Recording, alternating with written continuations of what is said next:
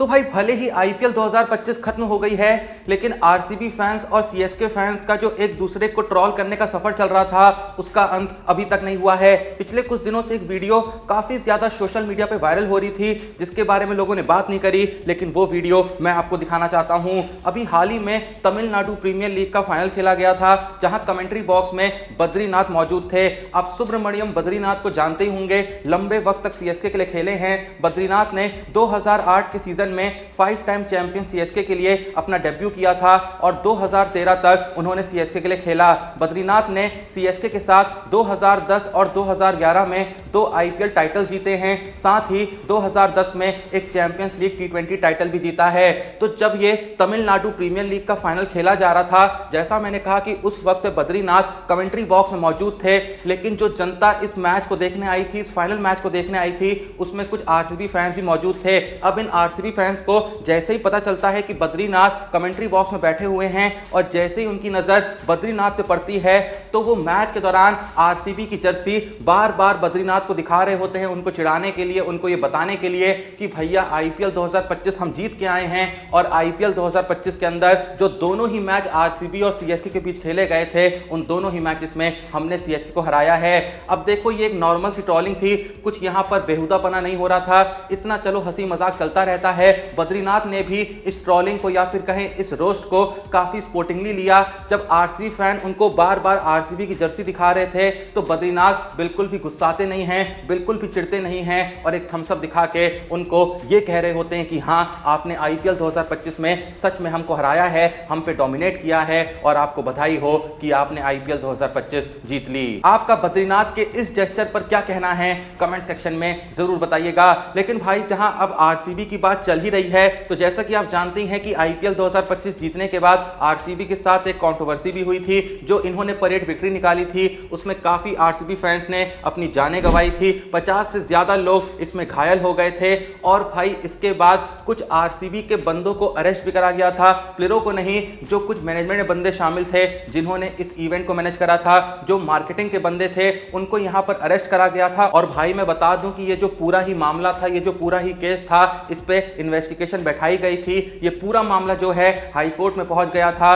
कल के दिन कर्नाटका गवर्नमेंट ने हाई कोर्ट से सीधे कह दिया कि भैया, हमारा इस पूरे ही मसले से कोई लेना देना नहीं है, इसके लिए पूरे तरीके से जो रिस्पॉन्सिबल है वो कोई और नहीं, वो आरसीबी है। और भाई, जो कुछ आरसीबी के बंदों को यहां पर अरेस्ट भी करा गया था, फिलहाल उनको एक टेम्पररी बेल मिल गई है। पूरा मामला क्या है मैं आपको पढ़ के बता देता हूं। कर्नाटका हाई कोर्ट ने थर्सडे को रॉयल चैलेंजर्स बेंगलोर के मार्केटिंग हेड निखिल सोशले, जिनकी फोटोज आपने अनुष्का शर्मा और विराट कोहली के साथ देखी होंगी, और उसके अलावा डीएनए एंटरटेनमेंट नेटवर्क्स प्राइवेट के 3 और लोगों की इंटरिम रिलीज का ऑर्डर दिया। ये लोग बेंगलुरु में 4 जून को चिन्नास्वामी स्टेडियम के पास हुई स्टैम्पेड इंसिडेंट के कनेक्शन में जुडिशियल कस्टडी में थे।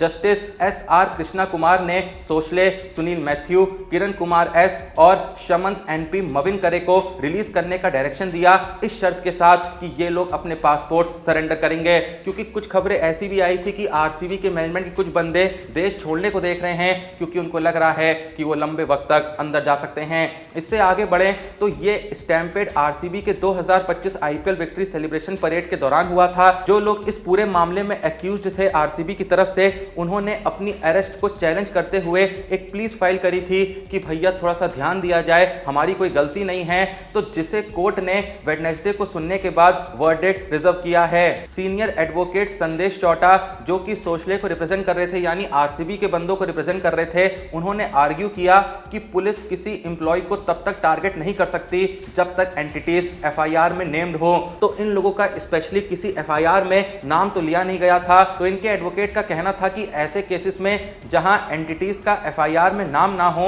ऐसे केसेस के अंदर विकेरियस लायबिलिटी लागू नहीं होती है। अब अगर आप भी सोच रहे हैं कि विकेरियस लायबिलिटी क्या होती है, तो मैं बता दूं कि जब किसी व्यक्ति या संस्था को किसी दूसरे व्यक्ति के लिए करे गए कार्य के लिए जिम्मेदार ठहराया जाता है, तब उसे विकेरियस लायबिलिटी कहते हैं। तो यहां पर आरसीबी के जो एडवोकेट हैं, उनका कहना है कि इस केस में विकेरियस लायबिलिटी लागू नहीं होती है। लेकिन जो विपक्ष के एडवोकेट हैं, जो कि स्टेट को रिप्रेजेंट कर रहे हैं, एडवोकेट जनरल शशि किरण शेट्टी, जैसा मैंने कहा, जो स्टेट की तरफ से अपीयर हुए, उन्होंने बताया कि आरसीबी ने विक्ट्री परेड के लिए प्रॉपर परमिशन नहीं ली थी। अनाउंसमेंट आरसीबी के सोशल मीडिया अकाउंट से किया गया था, जो बाद में डिलीट कर दिया गया। उन्होंने सिर्फ एक इंटीमेशन लेटर दिया था उस इवेंट के बारे में जो उन्होंने आरसीबी के जीतने पर प्लान किया था। ये रूल्स के खिलाफ है। KSCA यानी कर्नाटका स्टेट क्रिकेट एसोसिएशन ने 3 जून को शाम 6:30 बजे इंटीमेशन दिया।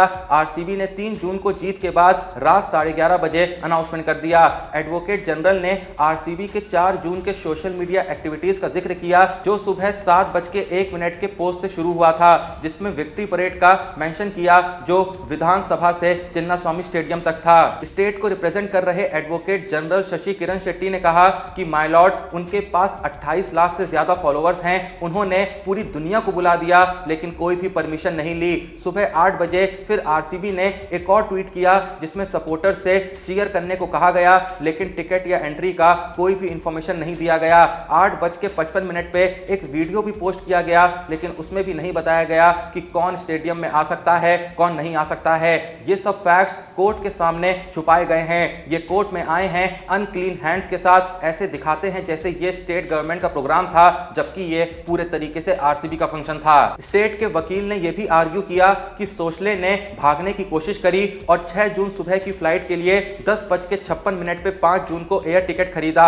उसे 6 जून को सुबह 4:30 बजे अरेस्ट किया गया।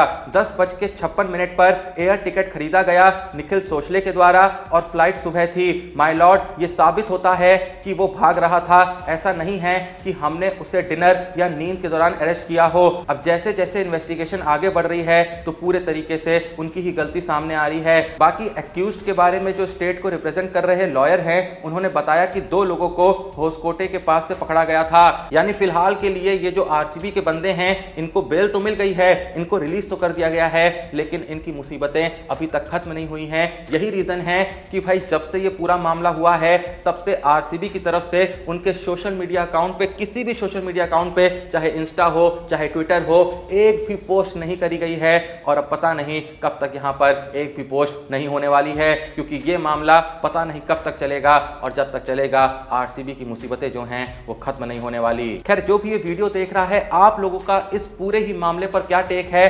क्या इस पूरे ही मसले को रोका जा सकता था होने से, या फिर जो हुआ है वो बस एक आरसीबी की बदकिस्मती है? जो भी आपका ऑनेस्टली सोचना है कमेंट सेक्शन में जरूर बताइएगा। वीडियो को लाइक करिएगा, चैनल को सब्सक्राइब करिएगा। मिलते हैं नेक्स्ट वीडियो में, तब तक के लिए जय हिंद, धन्यवाद।